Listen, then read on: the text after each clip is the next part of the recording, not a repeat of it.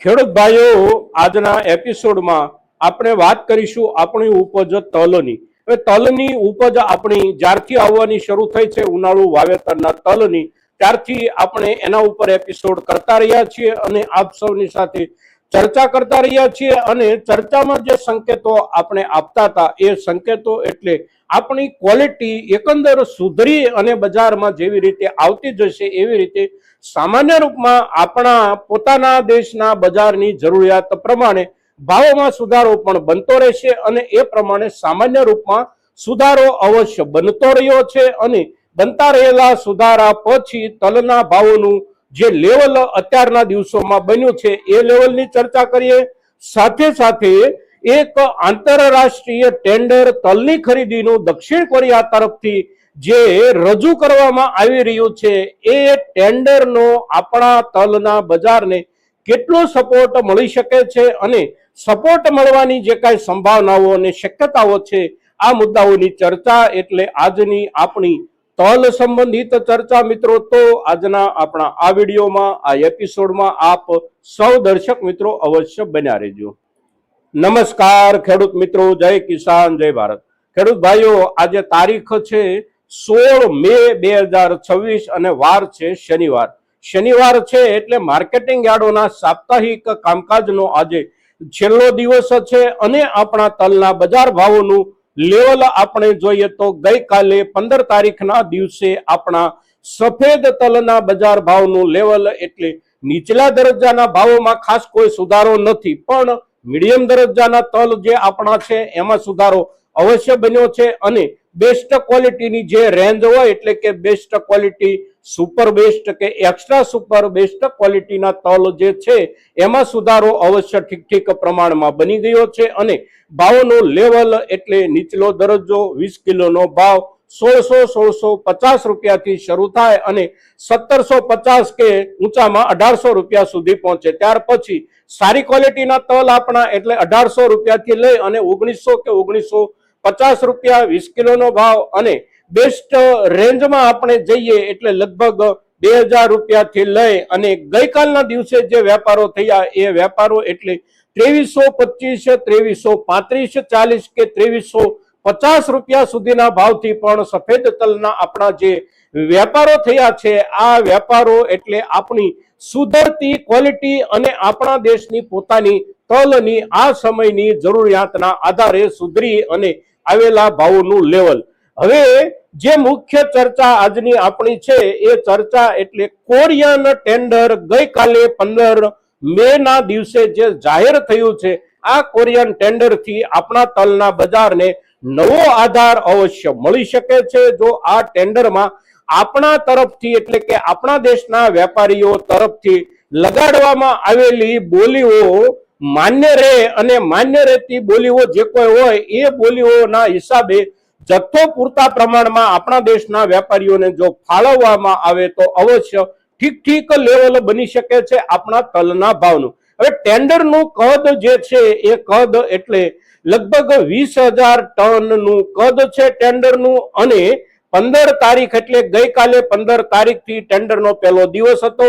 27 તારીખ સુધી બોલી લગાવી શકશે જે નિકાસકાર વેપારીઓ હોય એ વેપારીઓ. અને જે પુરવઠો પૂરો પાડવાનો છે એ પુરવઠો જુલાઈ મહિનામાં પૂરો પાડવાનો છે એટલે સમયગાળો પણ બહુ લાંબો નથી. અત્યારે આપણે મે મહિનો અડધો વિતાવી ચૂક્યા છીએ એટલે મે મહિનાના 15 દિવસ અને જૂન મહિનો આખો એટલે લગભગ 1.5 મહિના જેટલો સમયગાળો જ્યારે બાકી છે. ત્યારે આંતરરાષ્ટ્રીય વેપારમાં આ પ્રમાણેનો સમયગાળો એટલે ટૂંકો સમયગાળો ગણાય. અને આ ટૂંકા સમયગાળામાં આપણા દેશના વેપારીઓને કુલ કદમાંથી કુલ જરૂરિયાતના દક્ષિણ કોરિયાના જથ્થામાંથી 50% હિસ્સો જો ભાગમાં આવી જાય તો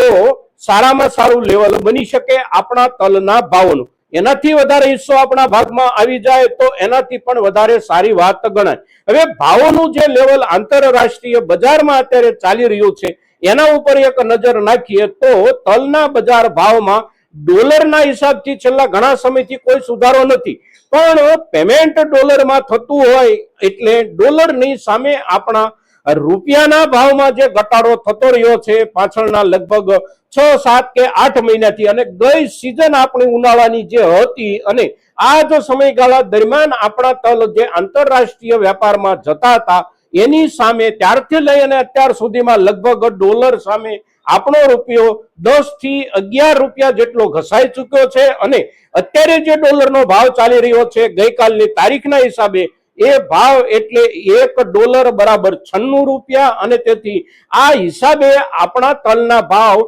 રૂપિયામાં જ્યારે કન્વર્ટ થાય છે ત્યારે આંતરરાષ્ટ્રીય વેપારના હિસાબથી આવતા બિલના કારણે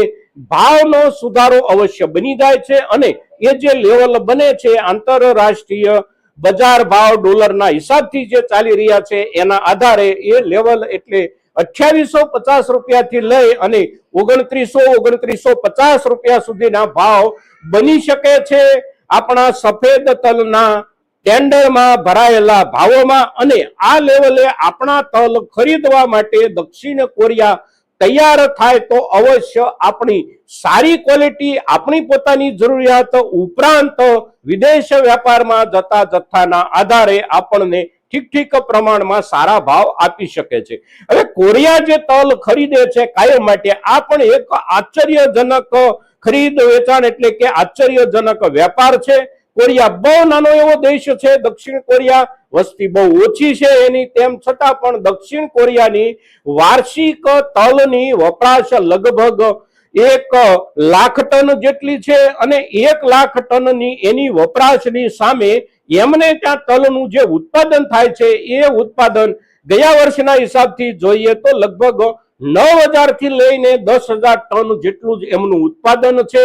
90 91 કે 92000 ટન જેટલા તલ દક્ષિણ કોરિયા દુનિયા પાસેથી આયાત કરી અને પોતાના દેશમાં એનો ઉપયોગ કરે છે દક્ષિણ કોરિયા તલને ખાદ્ય તેલ તરીકે પણ વાપરે છે સાથે સાથે બેકરી ઉદ્યોગમાં જ્યાં ક્યાંય જરૂર હોય ત્યાં મોટા પાયે ત્યાં વપરાશ થઈ રહી છે અને એમની એ પ્રકારની સિસ્ટમ હશે એટલે એ સિસ્ટમમાં એમને તલના મોટા પ્રમાણમાં જથ્થાની જરૂર પડે છે ચાઇના પુષ્કળ જથ્થામાં તલ વાપરે છે પણ ચાઇના પોતે વસ્તીના હિસાબથી બહુ મોટો દેશ છે એટલે એમને ત્યાં લાખો ટનના હિસાબથી વપરાશ થતી હોય તો એ સહજ વપરાશ ગણાય પણ કોરિયા જેવો દેશ 1 લાખ ટન જેટલા તલ દર વર્ષે ઉપયોગમાં લે છે અને 90-92000 ટન જેટલા તલ દુનિયા પાસેથી જ્યારે ખરીદે છે ત્યારે દર વર્ષે થોડા ઘણા આપણે ત્યાંથી પણ તલ કોરિયા જાય છે ક્યારેક 20000 ટન જતા હોય ક્યારેક 25000 ક્યારેક 30000 ટન પાછળના વર્ષોમાં જઈ અને આપણે જોઈએ તો લગભગ 6-7 વર્ષ પાછળ જઈએ એટલે કે આફ્રિકન દેશો મોટા પાયે તલની ઉપજ અને મોટા પાયે તલની નિકાસ કરતા થયા ત્યાર પહેલાનો સમયગાળો એટલે મોટા ભાગની ખરીદી કોરિયાની આપણા ભારત અને પાકિસ્તાન પાસેથી થતી હતી પણ આફ્રિકામાં મોટા પાયે થઈ રહેલા તલના ઉત્પાદન પછી આપણો જથ્થો ધીમે ધીમે ઘટતો રહ્યો છે તેમ છતાં પણ કેટલીક ક્વોલિટીના હિસાબથી આપણી પાસેથી અવશ્ય ખરીદી થઈ રહી છે આ ટેન્ડરમાં પણ આપણી પાસેથી અવશ્ય કેટલોક જથ્થો તો કોરિયા ખરીદશે જ પણ જાજો જથ્થો ખરીદે તો આપણને થોડો વિશેષ લાભ થાય આ ટેન્ડર જે અત્યારે નીકળ્યા છે આ ટેન્ડરમાં આફ્રિકન દેશોનો માલ પણ અવશ્ય ચડશે પણ યુદ્ધની જે પરિસ્થિતિ છે આ યુદ્ધની પરિસ્થિતિના કારણે આફ્રિકાથી દક્ષિણ કોરિયા સુધી માલ પહોંચાડવા માટે વચ્ચે થોડું માર્ગ જોખમ અવશ્ય બને છે એમણે સ્ટ્રેટ ઓફ હોર્મુઝનો ઉપયોગ નથી કરવાનો તેમ છતાં પણ આપણા હિન્દ મહાસાગરમાં જ્યારે એમણે દાખલ થવાનું હોય છે ત્યારે યુદ્ધના ક્ષેત્રથી બહુ નજીકનો એ રસ્તો છે એટલે થોડું જોખમ અવશ્ય વધે છે સાથે સાથે રસ્તાની જે લંબાઈ છે એટલે કે આફ્રિકન દેશોથી દક્ષિણ કોરિયા સુધી માલ પહોંચાડવામાં આફ્રિકન દેશો અને દક્ષિણ કોરિયાની વચ્ચેના રસ્તાનું જે અંતર છે એના કરતા આપણા દેશમાંથી દક્ષિણ કોરિયામાં કોઈ પણ ચીજ વસ્તુ પહોંચાડવાની થાય દરિયા માર્ગે તો અંતર ઘણું બધું ટૂંકું થઈ જાય છે એટલે અંતરનો લાભ ઓછા ખર્ચના રૂપમાં આપણા દેશના તલના વેપારીઓને અવશ્ય મળી શકે છે અને વેપારીઓને મોટા જથ્થામાં કોરિયાને માલ પહોંચાડવા માટે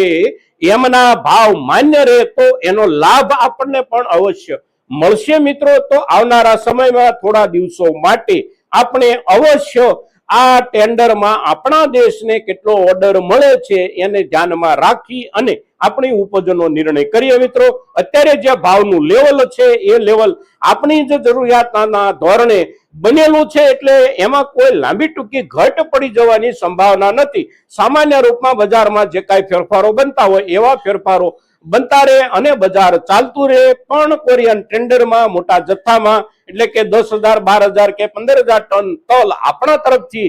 જવાની જો ગોઠવણી થાય તો અવશ્ય ભાવનું લેવલ સારી રીતે સુધરી શકે છે મિત્રો. તો આજના દિવસે આપણી તલની ઉપજ પરની જે ચર્ચા આપણે કરીએ છીએ, આ ચર્ચા આપણા ખેડૂત સમુદાય માટે બહુ મહત્વની ચર્ચા છે અને તેથી મહત્તમ ખેડૂતો સુધી આપણી આ ચર્ચા પહોંચે એને માટે આપ સૌના સહયોગની અપેક્ષા સાથે જય કિસાન, જય ભારત.